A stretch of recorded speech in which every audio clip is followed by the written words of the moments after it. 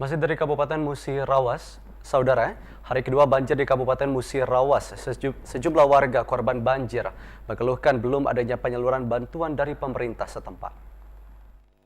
Banjir yang merendam di 5 desa dari 2 kecamatan di Kabupaten Musirawas terjadi sejak 2 hari lalu. Warga mengeluhkan belum adanya perhatian dari pemerintah Kabupaten Musirawas.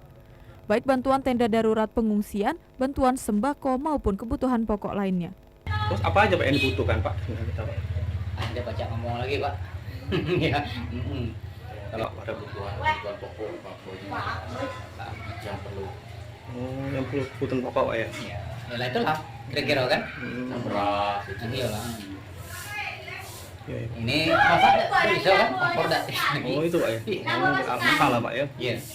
Sementara itu, Kades Pasenan Zaino mengaku pihaknya sudah melakukan pemantauan dan pendataan ke lapangan, juga mengupayakan secepatnya agar segera menyalurkan bantuan. Ferry Setiawan, TVRI Sumsel melaporkan.